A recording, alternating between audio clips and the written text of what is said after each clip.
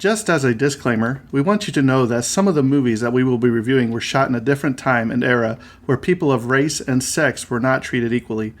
We understand this and hope you do too. The movies or anything that happened on the sets are not the views of this podcast or what this show is intended to be all about. Exactly. And we want to give due diligence in presenting the movie and not the views of the cast or directors or anyone involved. But we also feel it's necessary to let the audience know some of the background information to get a feel for what was happening at the time of shooting the film. Again, we hope you understand that we do not agree with everything that went on, and we just want to give out the information. And with that being said, hope you enjoy the show.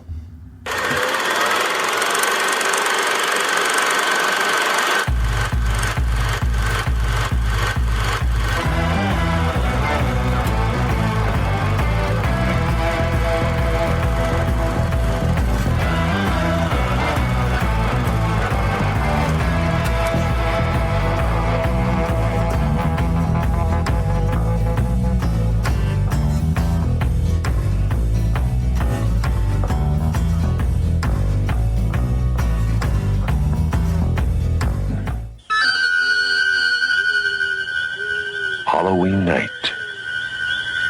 A small American town. 15 years ago.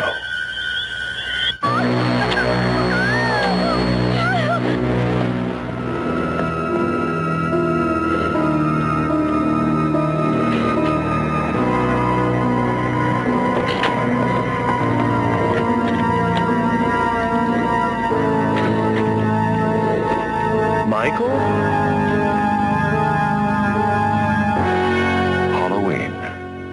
I spent 8 years trying to reach him, and then another 7 trying to keep him locked up because I realized that what was living behind that boy's eyes was purely and simply evil.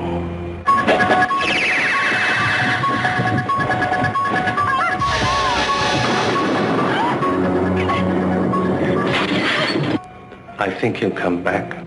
Exploring uncharted territory? Totally charted. Just talk. Sure. The only reason she babysits was to have Halloween.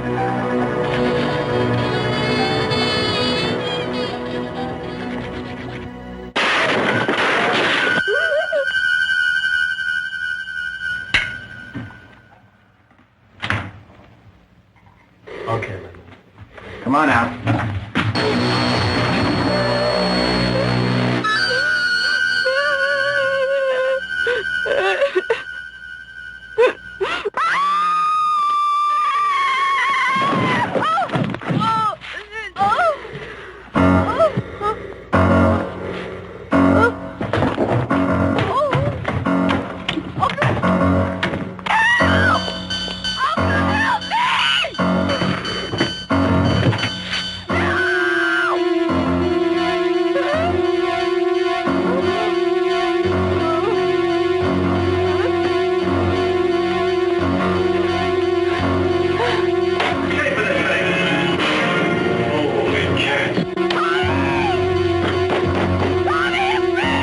Halloween.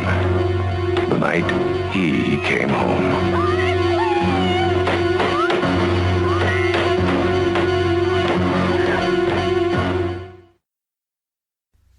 Happy Halloween! Happy Halloween. Hi guys, welcome to the Tragedy of Cinema podcast. I'm your host Jimbo, and of course my millennial co-host, the one that thinks he knows it all but is rarely ever right. And don't forget self-deprecating. Terrence, he's bundled up like the mummy. Just a couple things to get out of the way. Number one, we didn't release any Universal Monsters this week. We will be doing some more next week. We had to push it back a week due to some different circumstances. So life happens, and hope you guys understand that. Number two, we were invited to send in a shorter version of the story you're going to hear today on Halloween. Yeah. To Hillbilly Horror Stories Halloween Spectacular, I guess, if you will. And there's like 20 or 21 other podcasts on there with short stories of each of theirs. So Jerry and Tracy, we thank you for inviting us, Polly. Also, they have given us the episode that they want everybody to add to their catalog, if you will. Yeah. So I will be posting that at the same time I post this. So Yep. if you find some other podcasts on there, please subscribe to them. Leave them a review, 5 stars.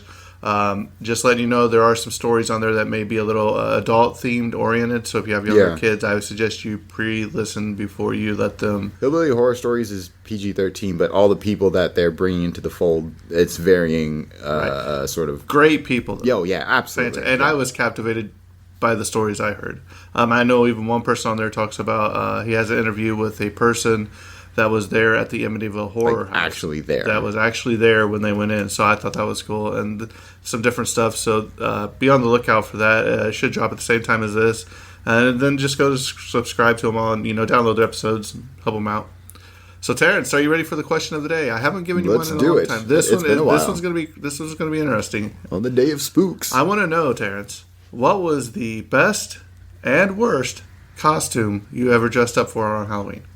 All right, so I'll start off with the worst because it was a cop out and it was super easy. A ghost with a bag. No, something similar though. Like Charlie Brown. I did T-shirt ninja, where you just take a shirt and you wrap it around your head a certain way and just T-shirt ninja. Just to get I wore all black and then I just T-shirt ninja'd it and that was it. My best. We need to see pictures of the group.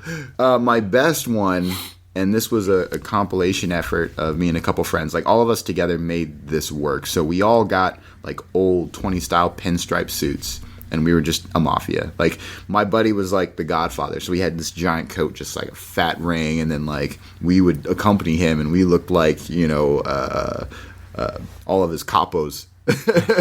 So we had the fedoras, we had the pinstripe suits, the spats, the Tommy guns. It was great. That's the only thing we didn't have because like we wore it at school, and obviously you can't walk around with toy guns, right?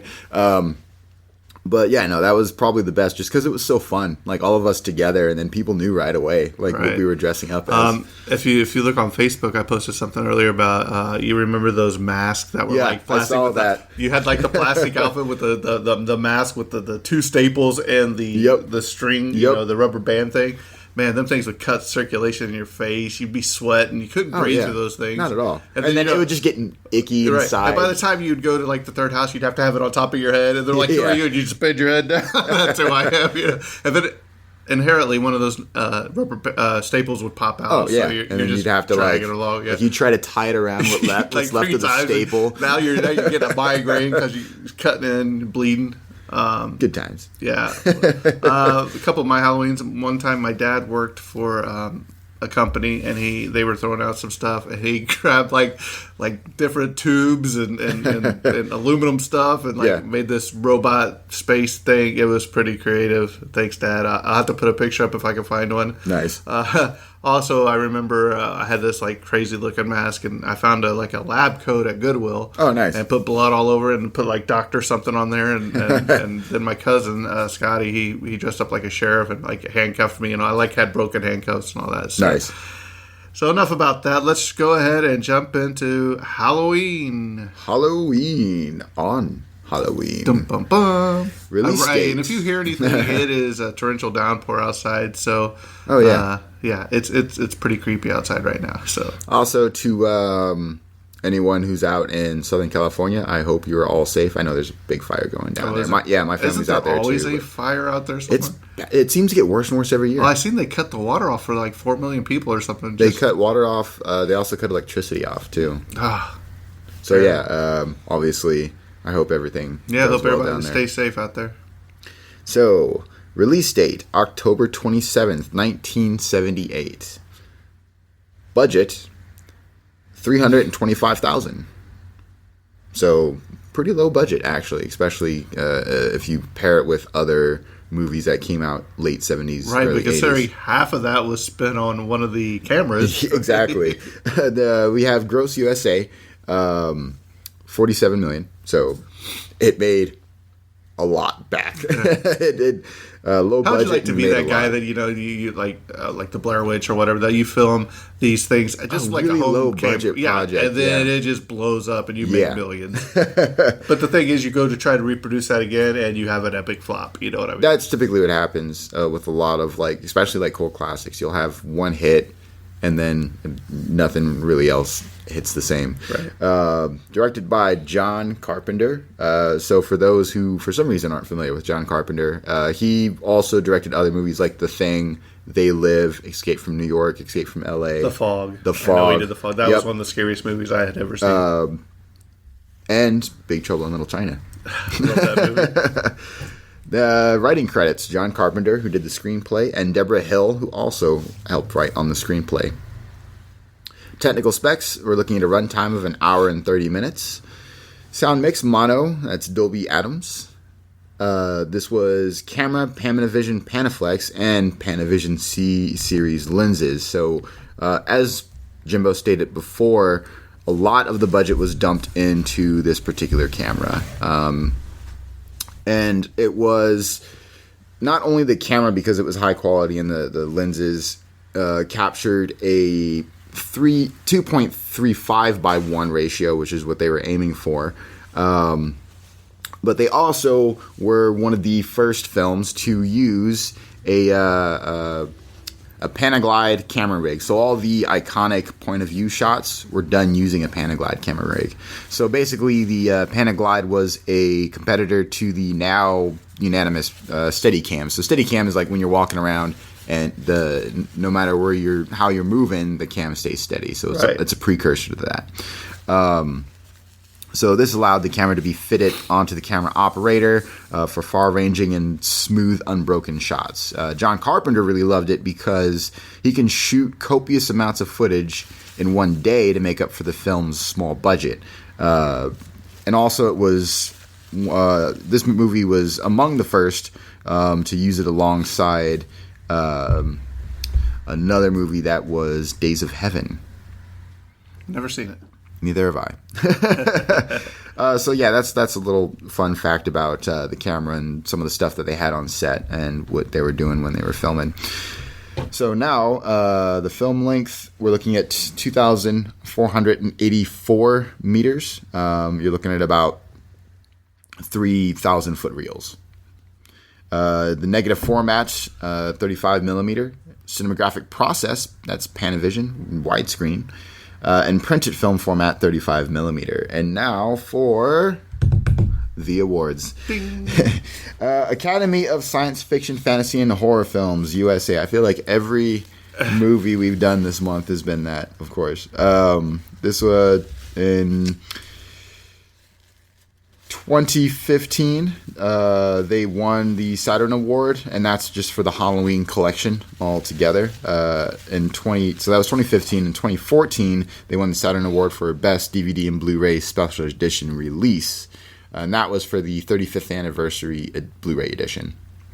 In 1979, they won Best Horror Film, and they got a Saturn Award for that.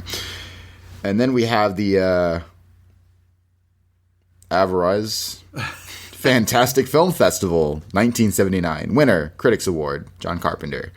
Chicago International Film Festival, 1978. Nominee for the Golden Hugo, Best Feature, John Carpenter. Los Angeles Film Critics Association Awards, 1979. Winner, New Generation Award, John Carpenter. National Film Preservation Board, USA, 2006. Winner for the National Film Registry. Online Film and Television Association, 2019, winner of the OFTA Film Hall of Fame for the movie Halloween itself. So, synopsis. One Halloween night in 1963, young Michael Myers murders his sister. Now, 15 years later, Michael has escaped from the mental hospital and returned to Haddonfield, Illinois, to kill once again. Dun, dun, dun. All right, so let's go ahead and jump into the cast real quick. Donald Pleasant plays Dr. Sam Loomis. Also, wanting or selected to interview for play the Doctor, we have Peter O'Toole, Mel Brooks, Gotta love it. Stephen Hill, Walter Matthau, Jerry Van Dyke, Lawrence Tierney, Kirk Douglas, John Belushi, Lloyd Bridges, Abe Vigoda, Chris Christopherson, Sterling Hayden, David Carradine, Dennis Hopper, Charles Napier, Yul Brynner, if you remember from our Magnificent Seven, and Edward Bunker. What a list. I mean, can you see Mel Brooks? I mean, oh man, it's funny because I can only see him in like all the comedic roles that he's played for himself, and it'd be hard to see him in something like this. All right, back to the cast. Without laughing, you know. All right, you have Jamie Lee Curtis as Laurie Strode, Nick Castle as Michael Myers, and The Shape. One thing about this movie is Michael Myers is credited as The Shape. The Shape. Tony Moran as Michael Myers Unmasked, Will Sandlin as the young Michael Myers at the age of 6, who later on became a Los Angeles police officer. Oh, wow. I wonder if you've ever been pulled over by who dares. PJ Souls as Linda Van Der Klock, Nancy Keys as Annie Brackett, Charles Cyphers as Sheriff Lee Brackett, Kyle Richards as Lindsay Wallace, Brian Andrews as Tommy Doyle, John Michael Graham as Bob Sims, Nancy Stevens as Marion Chambers, Arthur Mallet as Angus Taylor, Mickey Yablans as Richie Castle, Brent LePage as Lonnie Elam, Adam Hollander as Keith, Sandy Johnson as Judith Margaret Myers, David Kyle as Danny Hodges, Peter Griffith as Marcus Strode, Robert Fallon as Dr. Terrence Lamb, Sandy Johnson as Judith Myers. Now, some fun facts about this show. Oh, he spells it the same way I do. The superior spelling. Superior. I wonder if he's just as crazy. Probably. The original script for this was titled The Babysitter Murders. Interesting. Yeah, so it was a decision to change the script to have everything happen on the same day instead of, multiple times. And the costume changes would have put them over budget and all that. Yeah. So they changed Halloween. And ironically enough, I was reading that there was no movie titled Halloween by this time.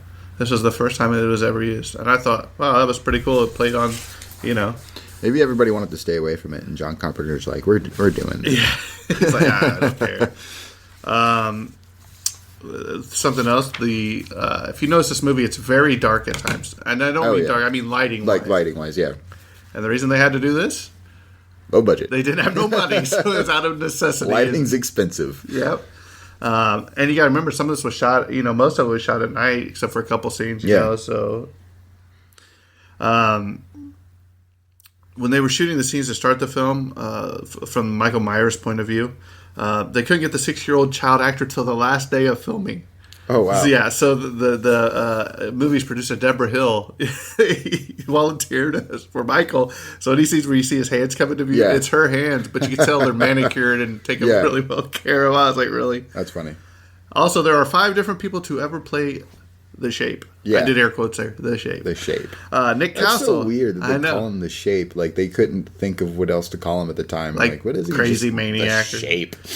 Nick Castle throughout the movie. Tony Moran during the unmasking by Laurie. Stuntman James Winburn. Production designer Tommy Lee Wallace, due to his knowledge, to break the special stunts and all that, props, because it was so expensive. And yes, for the first time ever, the co-writer, co-producer, Deborah Hill, a woman, portrayed Michael Myers. She is the first one you see when the external wide shot when Tommy first sees The Shape for the first time. Tony said that no one told him to upon arrival that he would be on set wearing a mask. You know what I mean? Yeah. And then also Deborah explained that the only reason that she was ever considered to do it is she just happened to bring the mask with her, an outfit with her that day, and nobody was available. Yep. So there you have it. Michael Myers was a female. For at least for a moment in time. Donald Pleasance did all of his shooting in only 5 days. Oh wow! And he got paid $20,000 for it, and he only has 18 minutes of footage. I wish I could have 18 minutes of footage 5 days for $20,000. I know, right? The film was made in the spring, so they had a huge time producing pumpkins and leaves. I mean, I can only imagine. Yeah, right. And come to find out, Robert Englund, actually, John Carpenter had Robert Englund, better known as Freddy Krueger. Oh, yeah. Dumping leaves all over one afternoon just to get the leaves. Fun fact about the leaves is because they filmed this not in season, they had to basically he had his prop department paint all the leaves to look like fall. Yeah. But the biggest problem is because they had a low budget, they couldn't do the same with the trees. So you'll notice that like even though you'll have like orange leaves on the ground, like some of the trees in the background are still like lush and green. I was wondering if there was palm trees in the background since it is shot in California. Yeah. Even though it takes place in made up town of Haddonfield, Illinois. That's what's interesting. Is like even though the movie itself takes place in the Midwest, it was Right. filmed on the West Coast. Well, here's another thing. Halloween was only shot in 20 days. Yeah. I mean, in 1970, spring of 1978, with a budget of $300,000, it became the highest-grossing independent movie ever made. I mean, you don't see that anymore. Now it takes months. Oh yeah. But some of the times when they had that rush to get to the deadline, the movies are fantastic. Some of them I like more than the ones that they take years to make. You know what I mean? Oh yeah. I mean, this is definitely the movie that put John Carpenter on the map. Oh yeah. Especially before independent film. Well, the Assault on Precinct 13 was before this. Was it? Oh, okay. 1976.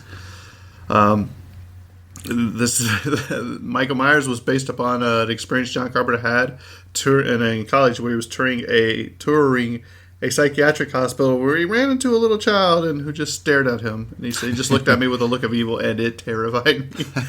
We all have those little kids that look at you like, oh yeah, this kid's gonna snap. This kid's gonna snap on me at any second. What's even more funny but like creepy is when I used to work at Fry's Electronics and retail, right? But I remember I heard like just a screech, and I was like, "What is that sound? Do we have a banshee in the store?" And then I realized it's just a small kid. I'm like, "Oh my gosh, kids are terrifying sometimes." It sounded like something otherworldly. Like I would take that sound sample and put it in a horror movie, and it would terrify people. Carpenter approached Peter Cushing and Christopher Lee to play the role of Dr. Sam Lewis. That eventually went to Donald Pleasance, but both turned down to the low pay.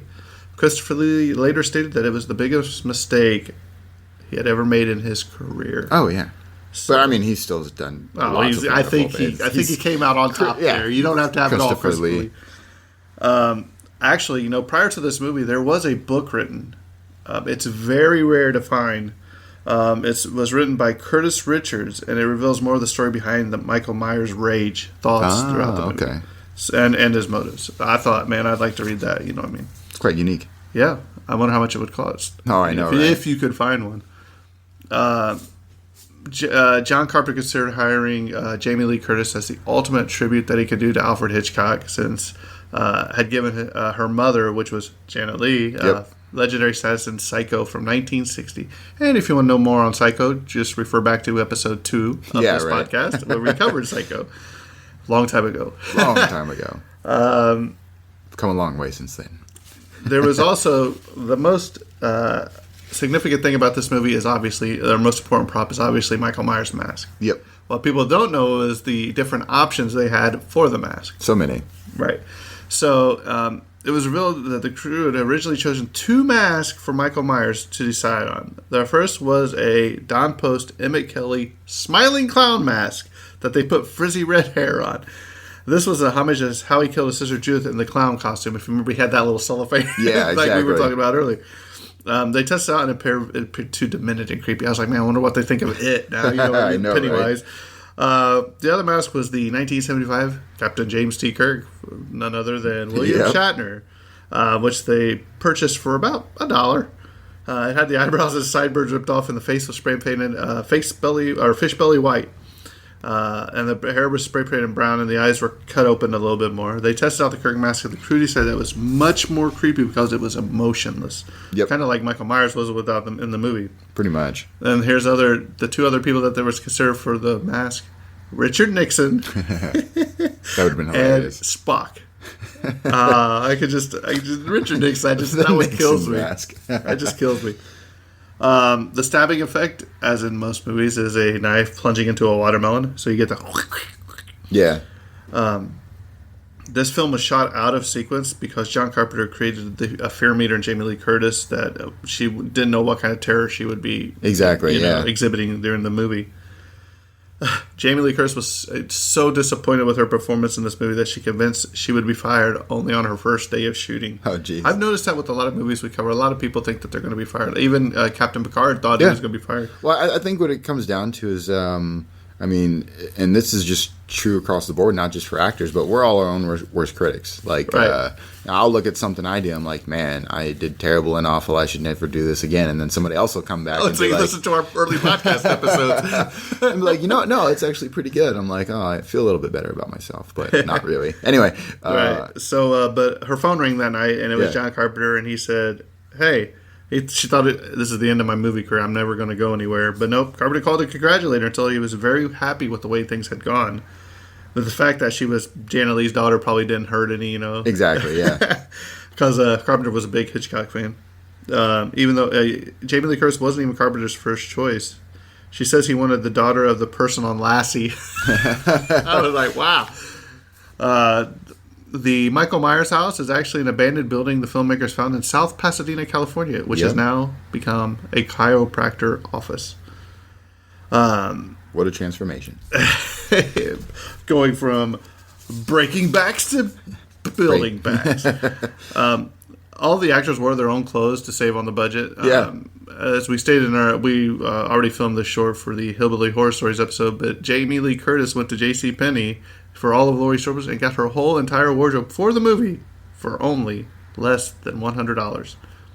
I think that is pretty funny. This is Jamie Lee Curtis' first feature film. She was paid $8,000 for her effort. Nice. I don't know that. I guess I'd have to pair it with other,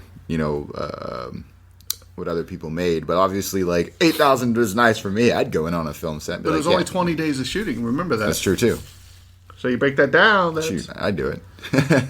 okay. Not only did John Carpenter, do this movie, he also did the score Yeah.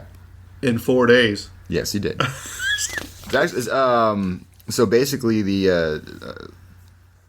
did all the music of drumming and bongos that his father had taught him when he was a child. Yeah, I think it was a 5/4 beat or something. Something like that, yeah. But that's just super unique and really just shows the dedication that he put into this movie. He did a lot of this himself.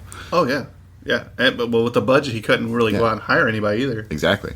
So, Dr. Sam Loomis is Michael Myers' psychiatrist.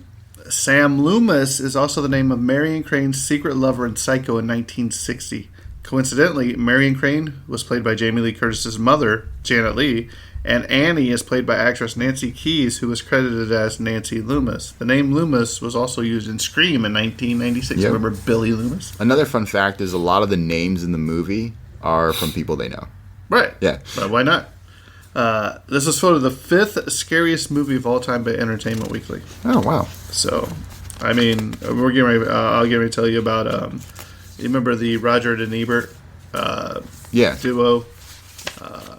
It says when this Terry Gross interviewed Roger Ebert and Gene Siskel live in front of an audience for a fundraiser for a radio station, WBEZ in Chicago in 1996.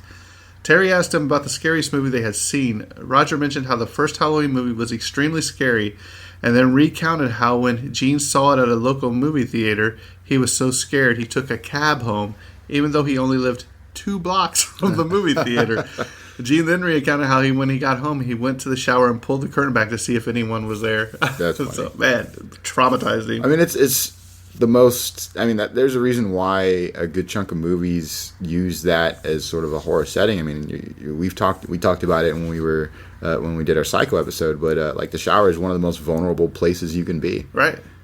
Just Slipping and sliding around in there and all that. tonight on Naked and Afraid. But Carpenter's ultimate goal was to kind of do Halloween like a radio, the old radio stories. yeah. And he wanted to have a scare every 10 minutes. So, to ensure Michael Myers would break the window on the station wagon as Dr. Loomis approaches the insane asylum, a wrench was adhered to his forearm and hand, and it was then painted flesh color to hide from the camera. How great. awesome is that? Will Sandlin, young Michael Myers, did a fantastic job. And I can't believe they only got him on the last day of shooting. I wonder how much they paid that guy. Oh, I know, right? I mean, 6 years old, and of course he's probably scarred for the rest of his life because he had to be in a clown costume. Yeah, right. So, let's see. A couple last things. Michael Myers, he never runs or speaks in the entire movie, although he does drive a car. I feel like this is the start of the horror trope, especially 80s, early 90s of whatever the antagonist is, it's always just walking. It's never. It's running. like that fast-paced one. Like Yeah. Jason Voorhees does the same thing. Yeah. Like no matter how fast people are running, they always. Now Freddy's catch just up. like, rah! He's Yeah, just running pretty out much, after you. And last but not least, this is on the 1001 movies you must see before you die, as most of the movies are. We cover. Of course. So, Terrence, go ahead and tell me Halloween. It's a classic feelings. Halloween movie. Probably the first one. Exactly. It's a great movie to watch during Halloween. If you're in the slashers, it's a great movie. I guess that's the only sort of critique. I wouldn't even call it a critique. It's just more based off preference that people have. I know that there are people that don't like slasher films. Typically, I don't myself. I'm picky with them, I guess I should say, because I do enjoy some slasher films. But I do know there's some people who aren't into them.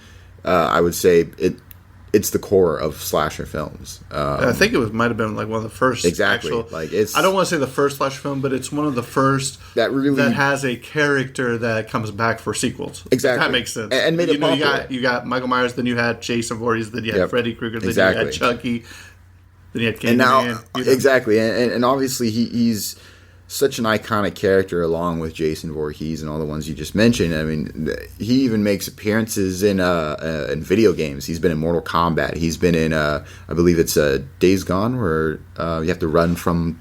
It's basically a slasher film, but in a video game. You can play Michael Myers. You can also play Jason Voorhees, and I think they have one where you can an upcoming update where you can play a clown. But anyway, he's Halloween is just such an iconic pop culture, particularly Halloween pop culture, that even if you're not in the slasher films, you can just watch it for sort of pop culture relevance. And it's on the list of 1,000 movies to watch before you die. So why wouldn't you? But I myself, I enjoyed it. It's not something I watch all the time, but every now and then I'll come back to it and be like, yeah, it's pretty solid. Right. And there's, I forgot to mention, there's also a scene where he kills the dog. Oh, yeah. Okay. And that was actually one of the trainers was on set or whatever, the owner of the dog. Yeah. And when he goes to kill him, he basically just lays the dog down and drops the dog. Yeah. But it was filmed in slow motion, so it looks like the dog's dying instead. This is one of the first movies I remember. The score for the movie, if it didn't have the score, I don't think it would be nearly as scary. Oh yeah, man. You hear that movie? It's iconic now. The theme Absolutely. is iconic. You Absolutely. know what I mean? Great movie. This was Jamie Lee Curtis's one of her first films. John Carpenter he goes on to do The Fog, which to me is the scariest movie, one of them that I've ever seen when I was a kid. Just the ending of that, where the pirates are coming into the church or whatever, it just scared me as a kid. To me, Michael Myers is probably my second favorite slasher guy. Jason Voorhees is my favorite, just because I like him. I know you're probably more of a Freddy or Chucky. No, actually, between them, or I guess between all the slasher films, I've always liked. Yeah, I mean, Halloween is probably one of my favorite slasher films above the others. One other little fun fact, it just popped into my head is Jamie Lee Curtis said in an interview, she said, William Shatner's not too happy to be the face of Halloween, you know what I mean? But also, not only him, but Mike Myers, which, that's Austin Powers, So I Married an Axe-Murderer, Wayne's World. He said he's not very thrilled with having a murderer named after him either. Yeah, using his exactly. name. And it's funny because that was the confusion, when I was younger, because they pretty much had the same name. And, sometimes I'd be like, wait, Mike Myers? Why? What does he have to do with horror movies? And I was like, it's like, no, Michael Myers. Oh, you mean he's a killer? Oh, totally different guy. So there you have it. That's our thoughts and feelings. So I would say give it a watch. If you've never seen this movie, check it out. It'll definitely, some of the stuff they did for the budget they had told a story. Absolutely. And some stuff with the bigger budget doesn't tell a story, and you're just like, what's all these explosions? And it doesn't mean anything to you. So, Terrence, I do believe we have one review we need to read today. If you want to take it away. We finally have a review. By the way, if you go on iTunes, Tragedy of Cinema, leave us a 5-star review. It gets us more exposure. It lets more people listen to this awesome podcast. And so we have a review in from Jesse's Girl 229. And as I read that, the song played in my head. Jesse's Girl. Anyway. So, movie lovers must stick together is the title of this this review, which I like, and that is true. We must all stick together. But sometimes you just have those movies I just can't stand, so I can't stick together on So she writes, love it. I absolutely love movie trivia, and I'm a movie buff, and these two are awesome with comedy and knowledge, and then 3 thumbs up. Wow, 3. What's better than 2 thumbs up? 3 thumbs 3. up. Well, thank you, So thank you so much for writing in. So if you want to leave us a review, we will read them at the end of the episode that we receive it on. Yes, and please write in. We always love hearing. Even if you want to send an email at the Tragedy of Cinema podcast, or the Tragedy of Cinema at gmail.com. I read all those on the air. If you don't if you don't have iTunes and you don't feel like signing up to leave right, a then review. you can just send me a personal email and I'll read it. Yep. You can. We're on Facebook on the Tragedy of Cinema podcast. Join group. Our group. We have Right. we have actually a good chunk of people in there. Right. And we post all kinds of fun stuff about just movies, actors, and sometimes just like fun people that died. stuff We just that are had the actor die. John Witherspoon right, from Friday. He was also the voice in Boondocks, and he's played tons of iconic characters. Legendary actor. He just passed this week. I think 2 days 77, ago. yeah. Right. 77 years old. He passed away yesterday. Yeah.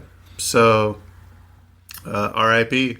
Yeah. So with that being said, I think we're coming to a close. Don't forget to check out the Hillbilly Horror Stories special that will be released on our feed. Go sign up, download all of them awesome podcasters. Oh, yeah. And speaking of checking because out. podcasting is rough. Oh, yeah. Time-wise, editing-wise. 9 times out of 10, it's everybody's squeezing this in on their spare time, and obviously, majority of us have busy lives, so we're shoving in recording, editing, all that stuff, right. into so go a little time we have. Go leave them a review, listen to their podcast, help their numbers go up, leave them 5-star reviews, so make them feel good about themselves, kind of like we do when we read Jesse's Girls. And speaking of checking out, check out our Patreon, Tragedy of Cinema Patreon. We really need to do our Die Hard thing. We do, yeah. Sam, Dave, the others, hang on. It's just been really, really crazy around here. So we're going to do some big things. And we have some special stuff coming up before the end of the year. We're not going to say what it is yet, but we're already perspiring. Perspiring at the thought of it. Just so much so work. Yeah, stick with us. I got to figure out exactly what to do there. So for the Patreon, how to release special stuff. So I'm working on it. Yep. Anything else, Terrence? That's pretty much it. Have a happy Halloween, even though those listening to it will probably be after Halloween. But hopefully your Halloween is good and spooky. Maybe it's raining where you are and you need something to listen to while you're walking around. You never know. Maybe go watch Charlie Brown's The Great Pumpkin. Charlie Brown. I love that one. Yeah. That's a classic Halloween movie. Yeah, one of my favorites. Well, with that being said, this episode's coming to a close, and that's a wrap. And cut.